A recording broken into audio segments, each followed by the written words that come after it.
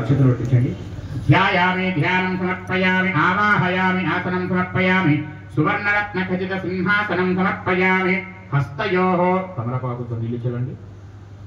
హస్తయోః అర్ఘ్యం పాదయోః పాద్యం ముఖే శుద్ధ ఆచమనీయం సమర్పయామి అథా పంచామృతాభిషేకాంచ కుర్యాత్. పంచామృతాలు చల్లండి. ఓం నమోస్తనంతాయ సహస్రమూర్తయే సహస్రపాద.